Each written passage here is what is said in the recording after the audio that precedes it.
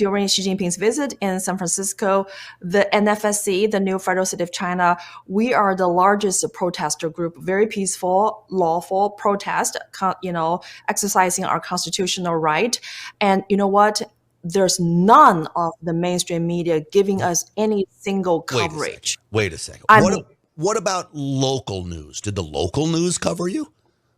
No, because then we got our sources inside China that Xi Jinping sent maybe a dozen CCP officials, gathered all the mainstream media prior to his arrival and told them no mainstream media should mention anything or provide any photo about the NFSC's protesters. So that's one of the Xi Jinping's demands. And apparently all the mainstream media complied with that. And that's why if you Google NFSC, Apec, protesters, you're not gonna find us. But we were there, and we're very thankful that we are on the Real American Voice, and we're on Steve K. Bannon's War Room, and we're on many other conservative media news outlets. Well, think about it. Real America's Voice didn't back down from covering you, and that was so important. I will tell you this, as a guy who worked in mainstream media at a local level, if I would have gotten word that the Chinese Communist Party came and said, do not mention, the first story I do is to go cover you and tell you that Xi Jinping said, don't cover them. Why? That's a fabulous news story. And the fact that local news would fall to the pressure of Xi Jinping.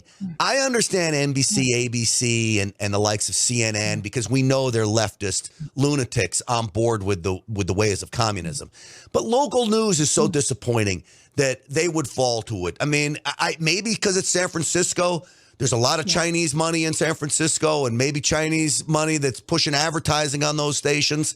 That may be one of the reasons. But to me, Nicole, that is so upsetting that you got no coverage. And I saw the amount of people you had out there.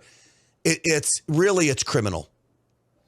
It is. And you know what? If I were a journalist, be it national or local television, my first job is to expose the CCP officials who are demanding us not to cover. That is a big story. But none of those mainstream media did the right thing. And instead, they kowtowed to CCP.